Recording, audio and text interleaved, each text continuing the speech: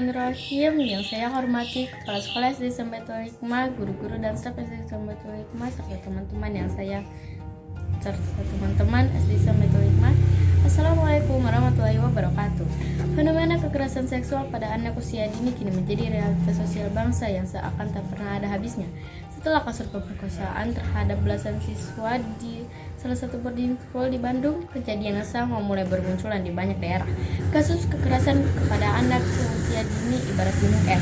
Mungkin yang kita lihat hanya puncaknya, namun masih banyak kasus-kasus yang belum terungkap. Teknologi dan segala kemudahan yang ditawarkan memanglah dua mata pisau.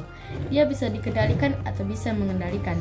Saya dan kita generasi muda harus sadar bahwa banyak di antara kita dan mungkin kita sendiri kebebasan dan dalam memanfaatkan teknologi dan akhirnya kita yang dikendalikan. Jika itu terjadi, bukan manfaat baik yang kita dapat. Justru teknologi tersebut dapat menimbulkan krisis moral di era pandemi. Ini menyebabkan apa yang kita lihat akhir-akhir ini tentang kekerasan terhadap anak.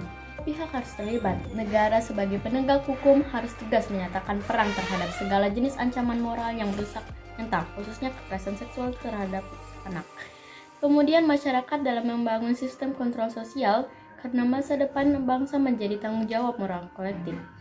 Dan instansi pendidikan seperti sekolah memegang peran yang sangat penting dalam membangun siswa didiknya yang berkarakter, bermoral, dan beriman. Benar bahwa pendidikan memegang peran yang sangat penting dan krusial. Pendidikan dapat mengubah sikap dan tata laku seseorang atau kelompok orang dan usaha mendewasakan manusia melalui upaya pengajaran dan pelatihan.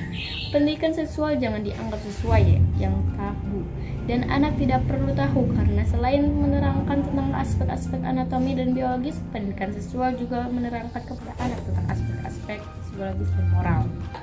Pendidikan yang baik harus sesuai dengan masa perkembangan seorang anak.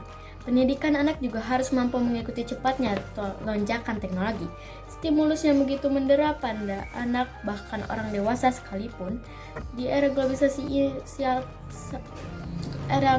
saat ini, siap tidak siap mereka harus memberi respon terhadap stimulus-stimulus tersebut. Akibatnya dapat terbentuk budaya, sikap, dan perilaku cenderung tidak berbudaya.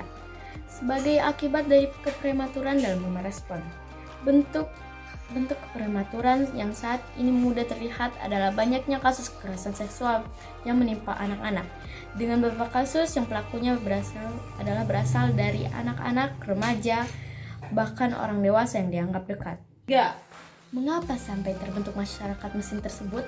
Apakah mereka tidak pernah dididik tentang nilai moral, norma, dan karakter?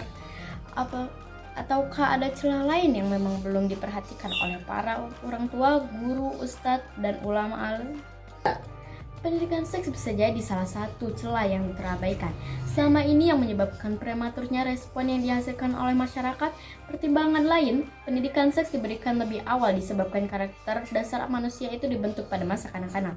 Ahli psikoanalisis telah membuktikan tentang pengaruh yang baik atau tidak baik pada tahun-tahun pertama terhadap pertumbuhan karakter dasar anak.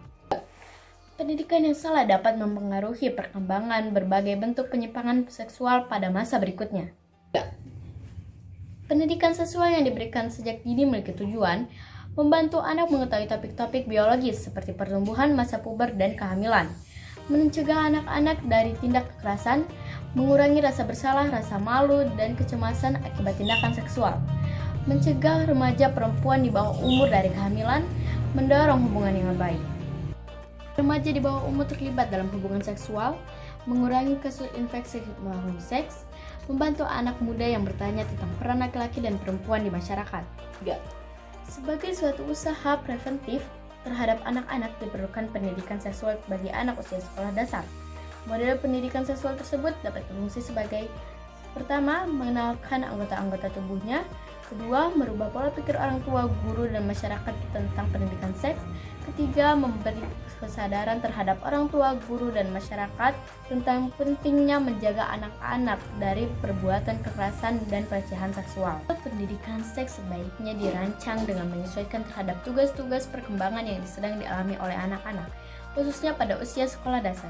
Semoga dengan niat baik dan keseriusan serta pendidikan yang semakin terbuka dapat menurunkan dan menghilangkan kasus kekerasan seksual terhadap anak di Indonesia. Amin ya rabbal alamin. Terima kasih atas perhatiannya. Mohon maaf bila ada kesalahan.